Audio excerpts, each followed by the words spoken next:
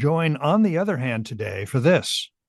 I mean, I get just as irritated with the left as I do as the right, I think, and some of the things that are going on right now on social media and the way people talk to each other. This is On the Other Hand.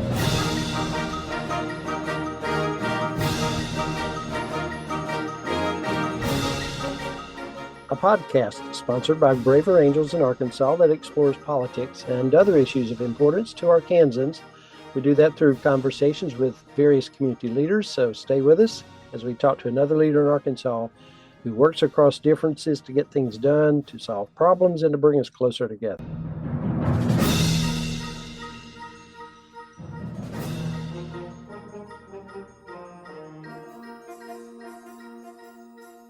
Hello and welcome to On the Other Hand. I'm your host, Glen White.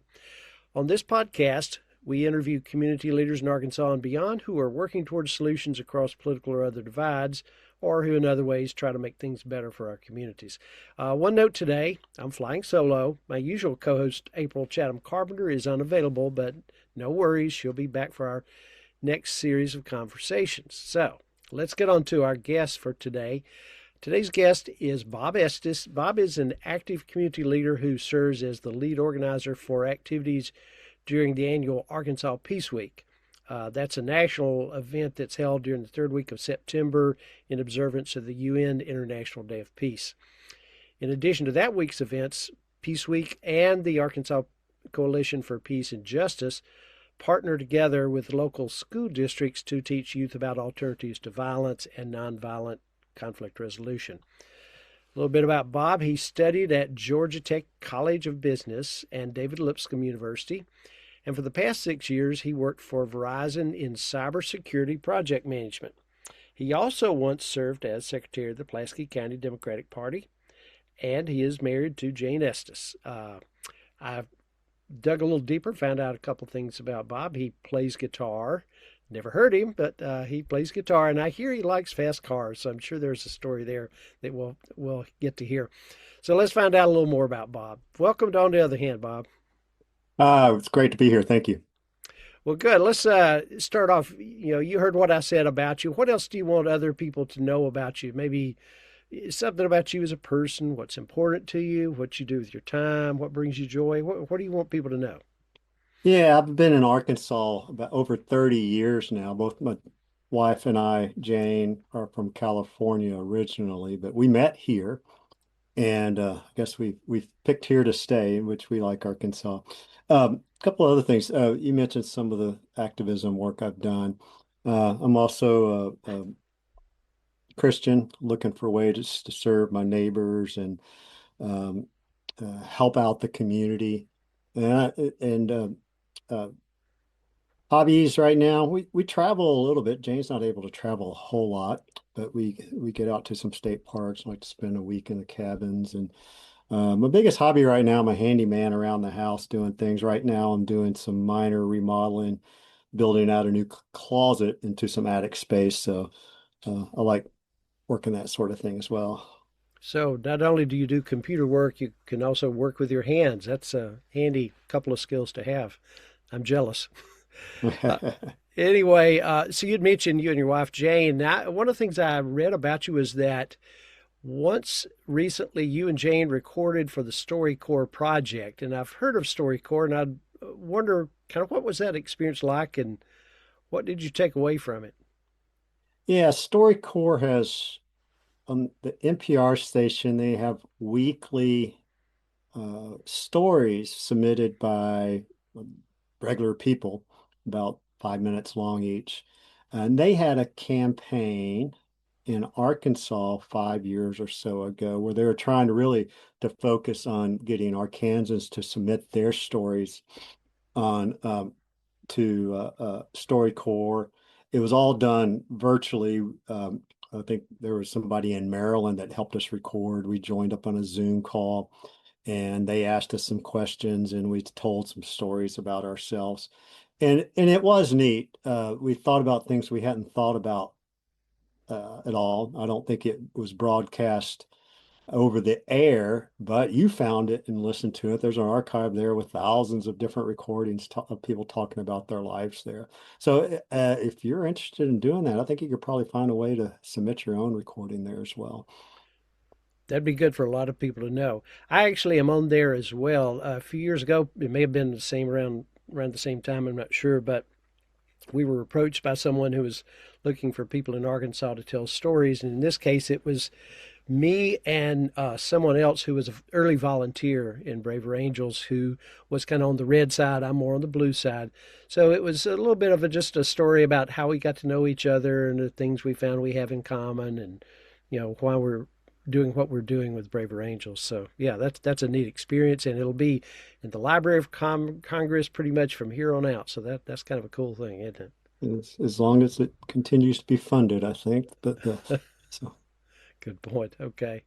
So you are a community leader. You've done a lot of community service. I wonder if you can tell us whether there's a particular moment or experience that first moved you toward this kind of community service endeavor that you're into, not just caring about things abstractly, but actually doing something to act on it. yeah, I was in my 40s before I did any sort of activism at all. I think, I was always kind of interested in issues, but I didn't really do very much about it. And I think kind of my generation was kind of not a real active generation. We were after Vietnam and before some other things that happened later. But I was interested when the Iraq War started. I was disturbed by that. I didn't think it was the right course and participated in some rallies and some marches around town. I remember going to one of I think there was a march and a rally at War Memorial Park that ACPJ, Arkansas Coalition for Peace and Justice, hosted. And I saw folks there speaking about these issues, and I thought, wow, that would be great to be able to do something like that. But I thought I wasn't invited to that, but I started um, attending their meetings, learning about what they do, and they gave me an opportunity to get more involved with that and organize some of those things I'd seen before. So that was really kind of the start of it. And a little bit later, I got involved more in politics a couple of years later after that. Okay. Yeah, that would be then when you got involved in politics. Is that when you did the Democratic Party secretary position? Yeah, I think I did that. The first thing I really did, I was a regional volunteer coordinator for the Obama campaign in 2012, and before that, I was kind of a grassroots guerrilla organizer for the 2008 Obama campaign, which um, did a lot of things with that as well. Hmm. Okay. So a lot of people then in the Little Rock area would know you mainly through your community work, plus those you've worked with. What's something about you that people only know you through your community service might be surprised to learn about you? I think that I used to be very shy and very, very quiet, scared of public speaking and lacked self-confidence in what I did. And I was able to work my way through that. I'm not afraid to talk to anybody right now. But probably I'm still seen as kind of a quiet guy, but I'm not shy in any sense of the word, I don't think. Okay. Yeah, that's something I think a lot of people go through is not being real extroverted, but we all have um, our journey when we wind up doing things in a public sphere. In doing the community service, a lot of people, there are different motivations, but many people involve themselves deeply in community service because they have some strong personal values. So I wonder for you, what are the core values that guide your work and provide you your motivation? Yeah, I think probably the most important thing out there for me is really trying to have a level playing field with fairness where everybody has a chance to succeed and opportunities to overcome the barriers that prevent them from doing that. Um, I think of a quote from Paul Wellstone, who was a senator from Minnesota who died in a plane crash young, I think. But he has a quote that says, The future will belong to those who have passion and are willing to work hard to make our country better. The future will belong to those who believe in the beauty of their dreams. And that almost sounds like a kind of a Chamber of Commerce sort of statement, right? But he was a very liberal guy. But I think hopefully, that whole sentiment where everybody has a chance to succeed would appeal both to the left and the right. Are there any other? It sounds like the Paul Wellstone quote captures a lot of it. Are there any other mentors, early experiences, books, other formative events that you think influenced your values as a person? Yeah, I think one of my heroes is Woody Guthrie, who is always sticking up for the common man and people that were having a hard time with it. Started out during the Depression. He's sort of one of my heroes. I think of also, as far as peacemaking, John Coffin, who was one of the founders of the Arkansas Coalition of Peace and Justice here in Arkansas. He's still steadily doing that work. He's a Quaker as well as a peacemaker, and he shows a dedication that I really admire. A lot of activism work is short-lived. People hit it hard and they get burnt out and have a hard time sustaining. And I really admire someone like him that has kept at it all this time. Hmm. So I think we've already alluded to this to some degree, but we like to find out from some of our guests what their political leaning is. We usually think about red for conservative and blue for liberal and everywhere in between. How would you describe your own political leaning and the Uh, values that got you there? yeah, thank you. I'm a Democrat and the son of a Democrat, and but those values of trying to stick up for the common man and the working man that the Democrats espouse to, some of that clientele has voted for the other side here recently too. But I think those are important things to me to make sure that um, everybody has a fair shot, and we have a system that will allow people to succeed. Okay. Do you have any particular, maybe a key lesson or motto or rule that you live by on a daily basis or at least try to live by? Yeah, we don't have a lot of mottos on the walls at the house, but over the fireplace, there's Norman Rockwell's painting of do unto others as you would have them do unto you, which is, of course, from Luke in the Bible. But similar sentiment is almost all over the world from different religions and different cultures. And that painting is kind of neat because in the painting, there's people from all sorts of colors of their skins and different cultures and different looks. And I like that one. Another one I kind of like is from my father. He said you should never kick a cow patty. And sometimes we feel like there's cow patties out there that deserve to be kicking, but often, you're only going to get your shoes dirty when you do that. And you might not benefit even if you think you need to lash out at some of our adversaries like that. Oh, I like that. Never kick a cow patty. Interesting. Okay. Um, have you ever found your thinking about something or your values overall change significantly because of something that someone else said or did or that helped you to see things differently? A few years ago, I aspired, like as a New Year's resolution, to try to change my mind about something every year or more than once. And I think I can't think of a specific thing I changed, but was able to change my outlook at how I approach things. Uh, I had a friend that I worked with that we were kind of corresponding back and forth around, I guess around January 6th, 5 years ago. And he would see some of my posts I had on Facebook and other things, and they weren't very agitated posts, but they were kind of reflective. And he thought about that. And this guy, I don't know at the time if he was Republican or Democrat or what, but we had a good dialogue. And I think later I found out he was probably a Republican based on some of the things. But I said a couple of things, and he responded by, um, I'm not saying I agree with this, but he sent me a meme and says, might want to look at this because this is what you're up against. And it was this list of grievances that Donald Trump had against the Democrat, how they thought they had mistreated him or didn't treat him fairly. They impeached him multiple times, other things like that. And it was just a long list of them.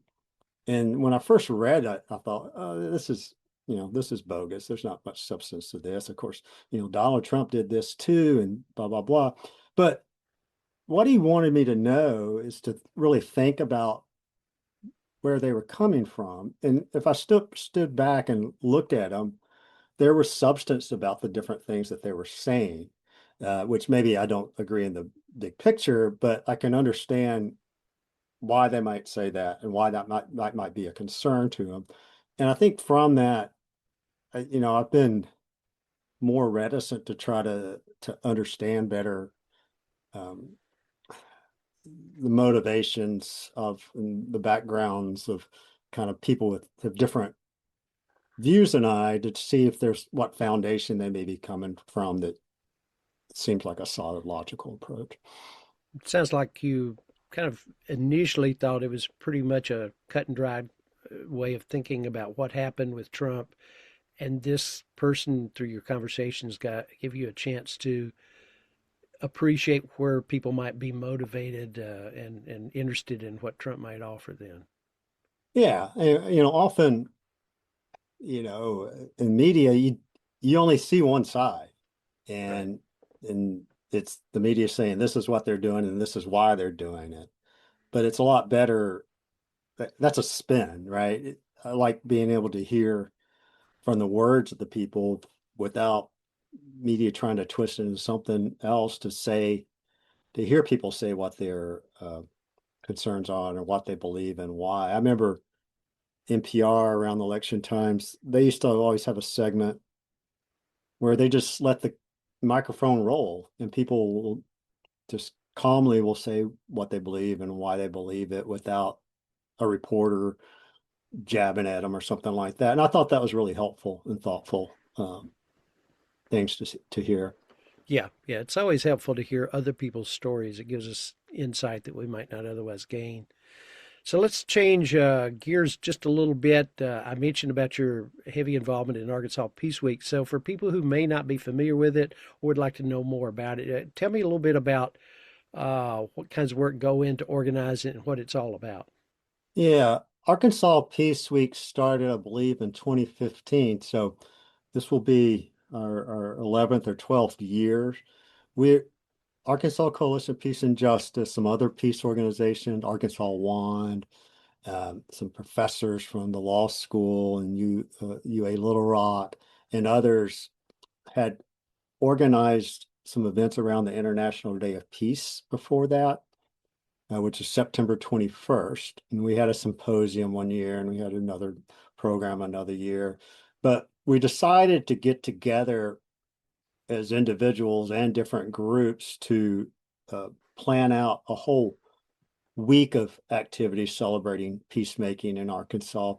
There was another national group called Campaign Nonviolence that was encouraging cities and communities to do this sort of thing during that week. And we kind of partnered their model here in Arkansas. And typically, we would have maybe one kind of big community event if we could, and have encourage other organizations to plan additional events on different topics to reach their constituency, and together we could reach a broader, bring this message to a broader group of people. And we kept it going. We've changed the things we've done over the years. We used to have some other symposiums and a big, we called it Peace Fest, like a fair for kids, and other things like that, and which some of them work out better than others, and we hold on to what's successful and always looking for new ideas. Yeah, and most people, I believe, would share the view that peace is a positive value that most people would should support. Um, I wonder if there's anything in particular in your experience over these years, something maybe that really hit home for you as to why that kind of work really matters, something that left a lasting impression on you maybe in your work. Yeah, probably the things that, of course, there's a lot going on, and there's only so much we can do. The things that made me really feel like that people are getting it was when we were looking at one of the things we've done the last few years is having a youth art contest and a youth essay contest for students in Arkansas. And the essays are from like seventh grade to 12th grade, and art goes from first to 12. But listening and reading those essays and the thought that went into those, and looking at the art that was done that really reflect these messages of peace, and seeing that these students are understanding it, and not only are they understanding it, they're communicating it back out in a new way with impact. Um, I think that's kind of one of the lasting things that I hope we can keep going, and we hope that those lessons that the students are learning is something they'll take with them. We here in Central Arkansas, we are on, I think we're in, we have lessons in every Little Rock School District, Pulaski County Special School District elementary school. During that week, we've got lessons plans, we have curling sheets, and a lot of them are doing special activities during that week where they're learning these lessons. Um, and then older kids have something else going on. But hopefully, those things, I think we know those skills as far as peacemaking, listening, um, don't take any offense, helping people that need someone to support when we're kids, but we kind of forget them as an adult. And when they're reinforced like this, hopefully we can continue on with those. Um, I don't want to keep bringing up NPR, but one week, it was during Peace Week, it was during their fundraiser, and one of the fundraising hosts was talking all about Peace Week and how their child had come home from school and repeating these lessons to her. And I thought that's great because regardless of how old you are, maybe more so if you're older, these lessons I think do resonate. Okay. Well, it is important to see that the youth learn some positive values, and I see that that's what you all are doing. I might use this opportunity to mention I know that in the past you've regularly asked for help from people locally in working on those projects each year with the kids. So it sounds like that's something that would be valuable and rewarding to people who might be inclined or maybe looking for something positive to work on in their community. Yeah. I mean, first off, I would ask, if you have a kid in school and they're not talking about this, ask their teachers. Say, why aren't you in part of Peace Week? But also, there's a good bit of work as far as judging the essays and judging the art and organizing other things that we're always looking for help on that. But mainly, we want you to get, if you have an organization or a church or a faith group or a youth group, incorporate some Peace Week lessons in your own curriculum and reach out to your own people. That's the best way that we can grow. Peace Week is the third weekend of September. So it's the week surrounding September 21st. It changes, the exact dates change every day, every week, every year. But that's what we would encourage other people to do. So, how do you measure success in your work with peace education, particularly when a lot of times the outcomes may not be immediately apparent? Yeah, a few years ago, when Little Rock was having a period of violence, one of the uh, local television news reporters contacted me, came over, and we talked a little bit about peace. And she said, what do we do? What can we do to have immediate impact on this violence in this city? But the thing is, it's taken decades to of neglect in social issues and other things to create this situation, and it's going to take more time uh, to improve it. And there's things that communities can do. There's things that we're doing, but how do you measure it? It's hard to get a full metric around it. But um, one of the things, if I hear a student or a child mention it out of context or doesn't know who I am, or mention and it exercises some of these lessons and some of these practices, I think that's a measure. Well, as you know, our podcast sponsor, Braver Angels Arkansas, someone I work with regularly, as does April. We work to help people engage across political differences, and I wonder how you see the importance of this kind of work in today's environment. Yeah, first off, Peace Week, we really don't want it to be like a political organization. And, I've worked in more political um, groups, but Peace Week, we want it to be really a safe place for everybody to come. I think everybody appreciates peace. They appreciate nonviolent conflict resolution. They appreciate teaching these skills to children and others. Um, but but part of what we're teaching, I think, fits in with um, resolving not only issues or conflicts that might lead to violence or lack of peace, but also what's going on in the political divide. Um, I think some of those things that cause trouble and churn right now probably would be done a little bit better if they followed some of the lessons that we taught the children about listening, not taking offense, helping people like that. But some of those skills that we can learn can help us get along with our political adversaries as well, too, I think. If I'm hearing you right, Bob, it sounds like some of the things that you teach the students in your peace work might be advantageous to include in a Braver Angels event at some point to incorporate some of those ideas. Did I hear that right? Yeah, we should talk more about that. Yeah. And Braver Angels has hosted quite a quite a few events during Peace Week, introductory workshops as well. Yeah. Yeah. So it works both ways. We have some things we think we can offer and contribute to the pursuit of peace, and it sounds like you could do the same thing from the other direction. So we're talking about Braver Angels. Any particular memories about how you first found out about Braver Angels? What kind of roles you see us playing? Yeah, I think I first went to one of the workshops, and I think you facilitated down at the library downtown in the big, was it Donahue little conference room there, Yeah.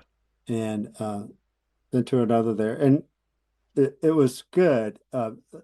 Obviously, the lessons, even, yeah, I know the introductory programs are brief and you can't cover it all, but they're certainly good things to look at.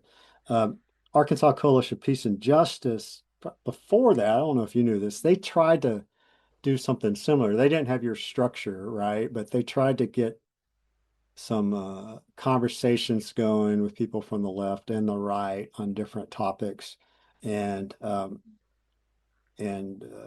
try to find common ground like that. It was difficult to get people from the right, just kind of from the base that we were coming from. But when you came along with Braver Angels, I thought, this is probably a more effective way of doing it than what we were trying to do before. So I was glad to see you doing that. Good.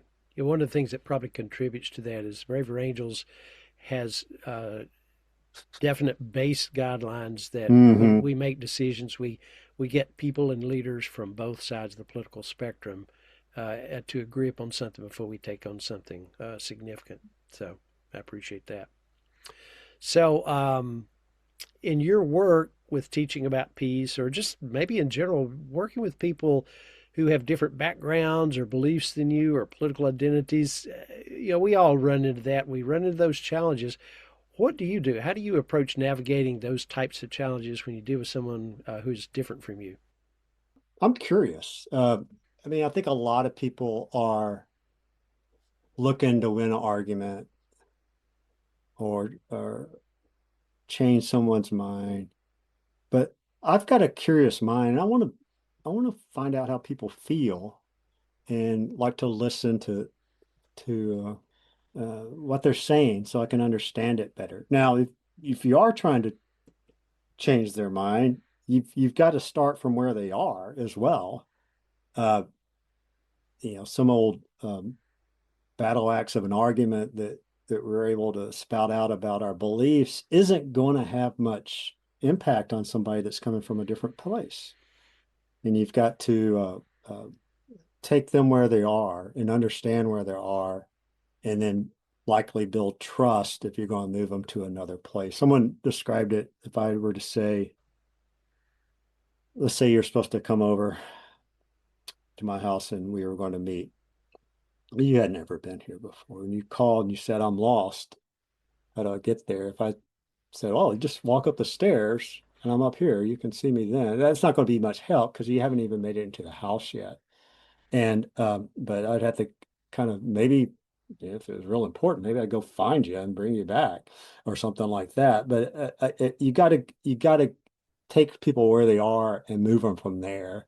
You can't start out on third base and you got to start off hitting it home and expect them to run into home in the next place. So I think that's important. But I get just as irritated with the left as I do as the right, I think, and some of the things that are going on right now on social media and the way people talk to each other. But I think it's more important just to kind of step back and see what you can learn from it, and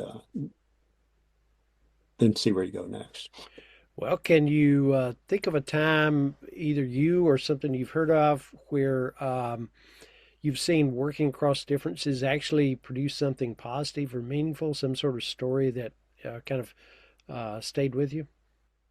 Yeah, I'm trying to think. There was legislation that came through last year from the legislature. I forget what it was about. I think it was additional funding for school lunches or some food programs. Hmm. And as contentious as the legislation is now, it's pretty much one side. The Republicans have a supermajority. They control all the mechanisms. But that was one that they specifically chose to collaborate on for success, uh, because I think both sides had a sincere belief that this was a good program. And it's good to see something like that happens because it sets up maybe for the future other things to happen, even though it's hard these days as far as both at the federal and the state level as far as getting groups together to reach agreements on things like that. Yeah, I've heard a couple of things about the legislation that you're talking about. I don't know if it was free school breakfast or Yeah. some school lunch. I know that both have been talked about. One of those actually did make it through, and it was one of those rare examples you're talking about in Arkansas where it was bipartisan agreement. So that's always encouraging to see.